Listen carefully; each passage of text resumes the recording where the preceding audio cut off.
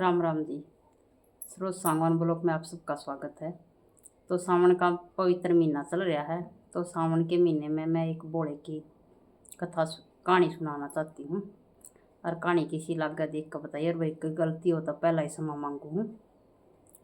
तो एक बार एक सेठ था, उसका धन दौलत बतेरी थी। भाई बाणिया बट्टू को तो बतेरी वो है, उनका तो पीढ़ी दर पीढ़ी बहुत पैसा वो है। पर उसका औलाद नहीं थी, मतलब कोई बच्चा नहीं था उसका। और वो भगवान शिव की बहुत लगन तक पूजा पाठ करया करता, उसके व्रत करया करता 16 सोमवार के। और मतलब सामण मत करया करता, वो भी सारा साल बरती रहा करता। आए सोमवार मंदिर में जाना, और उसका यो काम था। बहुत भक्ति भाव तक सेवा करया करता भोले की। तो एक दिन पार्वती बोली, अक भोले, एक यो भगत है, इसने कै साल हो गए तेरी पूजा पाजा करते, और इसका तना कोई संतान नहीं दी। के बात तेरी इतनी भक्ति करे है और फिर भी तू इसने फल नहीं देता। तब भोला नु बोलिया, अक यो तो है ना, दुनिया में बहुत दुखी है बोली, किस किस के दुख अरूंगा, यो अपने कर्मा का लेखा जोखा हो है। इसके कर्मा में संतान नहीं है, तो मैं इसने संतान कितना दूँ। तेन बोली ना बोले नू, तो फिर तेरा कोई व्रत नहीं करेगा, अपनी इच्छा पाड़ता ही तो भाई अपने सुख समृद्धि के लिए तो तेरे व्रत करे हैं। तू इनकी नहीं सुनेगा तो और कौन सुनेगा। नू तो फिर इनका व्रत करे का कोई फायदा नहीं, तेरे व्रत कोई नहीं करेगा। बोले बात तो यह भी है। वो वह पार्वती गणिया सरोज है, नू कहनी भगवान इसने एक तय भोलेनाथ एक तो पुत्र जरूर दे। बोला ठीक है, पुत्र तो मैं दे दूंगा, पर उसकी आयु लंबी नहीं होगी, क्योंकि इसके भाग में नहीं है, तो मैं इसने पुत्र का पूरा सुख नहीं दे सकता। तो एक दिन सेठ के सपने में आवा है भोलानाथ, और कह है तेरी पत्नी का है ना 9वें महीने पुत्र प्राप्त होगा, पुत्र रत्न की प्राप्ति हो जाएगी, इतना मतलब तेरा एक हो जाएगा एक छोरा। पर है ना वो 12 साल तक ही होगा, उसके बाद उसकी मृत्यु हो जाएगी।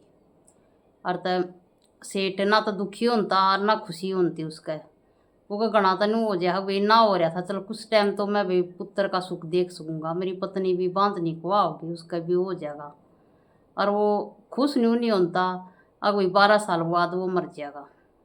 वो अपनी पत्नी तभी भी नहीं बताता। अब भाई नू यो हो जाएगा, उन्हें सोचा ही इतना तैयारा जी रहेगी, फिर देखी जाएगी जब टाइम आओगा। तो भाई 9 महीने बाद उसका छोरा हो गया है। सेठ का छोरा हुई पीछे उसका बहुत बड़ा वो कर है। वो भाई सब ने जमा हुआ है, सब कुछ वो करा है, इतनी खुशी मनाओ है।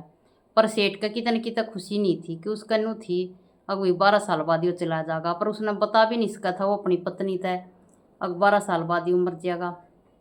तब बहुत दान पुण्य कराया उसकी पत्नी ने, सब तय कपड़े लत्ते बाटे, बहुत बढ़िया वो कराया, यज्ञ करे भंडारे करे, बहुत कुछ कराया, ब्राह्मण पंडित सब कुछ कराया उनने। इतनी खुशी मनाई और दान दक्षिणा भी बहुत दी, वही इतने दिन बाद हमारा पुत्र होया है। तो फिर वो 10-11 साल का हो गया है, तो उसने काशी पढ़न भेज दी है, अगूढ़ शिक्षा प्राप्त कर लगा। और उसने तो बेरा था भाई वो 12 साल का मर जाएगा, उन्हें सोची मेरी आख्या आगा मरेगा और घना दर्द होगा, इसने दूर भेज दूँ। और तो वो भेज दे है। अब उसके मामा की गला नू कहा तू अपने भाई ने बुला ले, और ये उड़ा उसकी गला काशी पढ़न चलिया जाएगा। बोली ठीक से।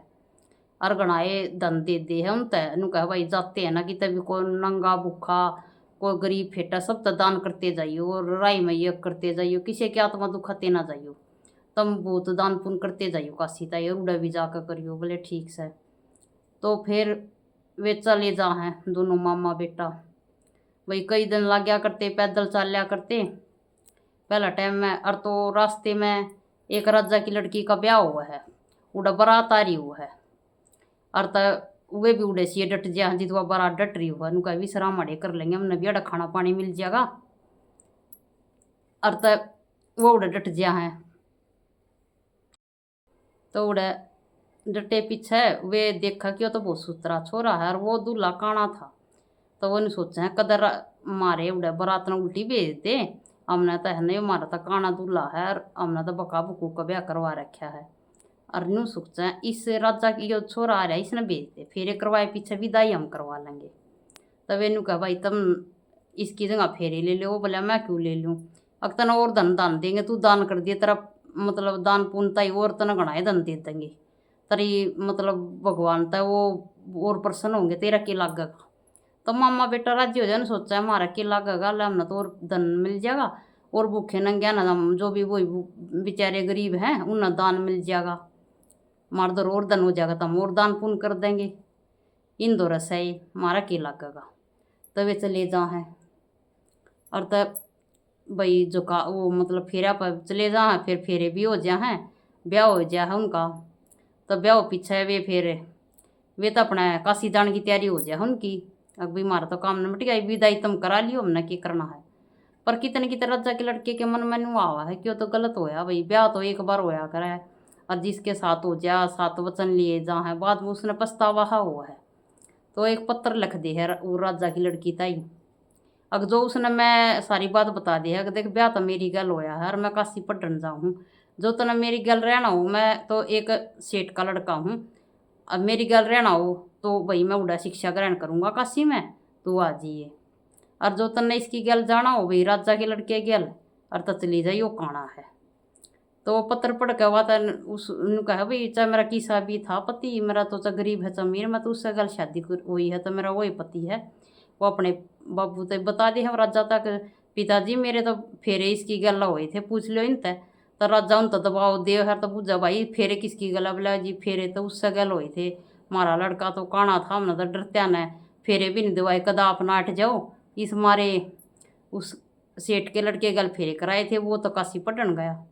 बोले ठीक से हमारी छोरी इंतजार कर लगी, पर हम तो जब जिसकी गल हमारी लड़की के फेरे हुए हैं वो हमारा भाई इसका वर है, नू थोड़ी है किसो गल भेज दे, ब्याह तो एक बार हुआ है। तो काशी चले जा उड़ा पढ़न लाग जा वो छोरा, तो 12 साल हो जा 12 की उम्र, उसका भाई मरण का टाइम आ जा है। और तय बोला पार्वती नू कहा आज तो सेठ के लड़के का मरण का टाइम आ गया, वे धरती पा आ जा हैं। और तय पार्वती देखा क्यों तो वो सेठ का लड़का है। और फिर वह पार्वती नू कहा आप इसकी मृत्यु नहीं हो सकती, बोला क्यों, अभी भी इसका ब्याह हो गया, जिस लड़की की गल इसकी शादी हुई है ना वह सोमवार के व्रत करया करती और मेरी भी पूजा करया करती और एक सोमवार ना तो मन्ना उसका वरदान दे रखा था उस लड़की ते, अब तू सदा सुहागन रहेगी। ये उस लड़की के वचन मेरा जो इसने आप इसके प्राण हर लोगे तो मेरा वचन झूठा हो जाएगा। वो बोला नू थोड़ी होया करे, बोला होया करे, पहला तो है ना ब्याह के बाद लड़की का भाग्य है ना उसके पति तो जुड़ गया है, जीते जी मतलब पहले यो जब था जब तो इसके माँ बाप गल था इसका भाग भी, इसका ब्याह हो गया तो इसकी पत्नी का भाग भी इसकी गल जुड़ गया है। और तो आप इसने मतलब मृत्यु हो जाएगी इसकी तो मेरा वचन झूठा हो जाएगा और ऐसा नहीं हो सकता। और इस कारण है ना ये भी आपने इसके प्राण नहीं ले सकते क्योंकि मैंने उस लड़की का वचन दे रखा है, उसने मेरी बहुत पूजा पाठ कर रखी है और मेरे इतने व्रत करे हैं उसने, अच्छा वर लेनता ही, और आप इसके वो कर लोगे तो उसने क्या सुख मिला पति का है। तो फिर भाई वो उसके प्राण नहीं हरता मतलब उसकी मृत्यु नहीं होती। वो कह बोली तना तो मैं ठग लिया, पहला तो ये लड़का उस सेठ का पैदा हो गया मतलब बचना में लेकर इसका जन्म करवा दिया, ये भी इसकी इतने उम्र के उसमें मैं बांध दिया। तो वह कह नहीं बोले इब तो तना नुआ करना पड़ेगा। तो उसके प्राण नहीं हरते भाई, राजा का लड़का तो जीवित रहा है अपनी पत्नी के बागात के कारण। और भाई फिर वो अपने काशी पड़ गए आमती आना उड़े गाँव उस नगर में, कहता राजा भाई वो कर लिया भाई वो तुम्हारा दामाद है, उसने अपने महल में ले जा और उसने भाई धन दौलत सब कुछ दे कर और अपनी लड़की की विदाई करा दे है। विदाई होने के बाद भाई फिर वो हाथी घोड़े रथा में सवार होकर अपने उड़ जा हैं। और तब वह उसकी माँ नू कह छोरे की मेरा बेटा आने लाग रहा है, और उसने तो बेरा था कोई मर लिया होगा तो उन्होंने कहा तू तो पागल होगी हो तो और कोई आवा साथ में तो इसका कोई राजकुमारी भी है, मेरा लड़का कौन है वो, बोली ना मैं कि अपने लड़के ने पहचानती कौन है। तो उसकी माँ भाई बाजी जाओ है देखते हुआ तो पहचान ले है। फिर उस सेठ ने भी दिखा भी लड़का तो मेरा खबर बेरा नहीं क्यों करके जी गया। तो फिर वो बताओ है भाई इसके वो का मामा इसकी शादी हो गई थी और इसकी शादी के कारण इसकी उम्र इसकी पत्नी के भाग में के उस तय इसकी उम्र बढ़ गई, इसकी पत्नी का भाग इसके साथ जुड़ गया तो इसकी अकाल मृत्यु नहीं हुई। तो इनू कह हैं अक भाई ब्याह बाद लड़की का जो मतलब लड़के का ब्याह हो जाए, वो लड़की है उसका भाग उसके साथ में जुड़ गया है। उस पत्नी के भाग के कारण भी पति की कई बार कोई उस पर संकट आवा तो पत्नी हर ली है। उस तब ब्याह तो पहला कोई भी हो भाई माँ बाप के कर्म उसके साथ जुड़े हैं, ब्याह के बाद पत्नी के जुड़ जा हैं। तो यो तो कहते आए हैं बड़े बड़े, अभी कई बार हुआ नहीं है, अभी किसी छोरे का ब्याह होया होते इनका यो नौकरी लाग गया, इसका न्यू काम बन गया, तो भाई वो पत्नी के कर्म उसके साथ जुड़ते उसका वो हो जाए, एक आधी भागाड़ी हो जाए। तो शादी के बाद पत्नी के भाग का और पति के एक वो हो गया है, पत्नी के भाग का तभी पति की तरक्की हुआ है। और ब्याह तो पहला भाई माँ बाप के भाग उसके साथ चल रहे हैं। तो यह मेरी कहानी थी, और भाई को सुनाने में थोड़ी भी होश का है, इतनी अच्छी तरह नहीं सुनानी आई हो, थोड़ी बहुत गलती होगी तो भैया जोड़ कर क्षमा मांगा है। और भाई फिर तय बोले भंडारी की सब ने व्रत है 2 तारीख का, ढेर सारी उसकी शुभकामनाएं। और भाई शिव शंकर भगवान सबके ज़िंदगी में हंसी खुशी सबके इसी तरह संकट रहे, और सबके जीवन में कोई कष्ट नहीं रहे, खुशियाँ ही खुशियाँ रहें। हम तो भगवान से यही प्रार्थना करें हैं।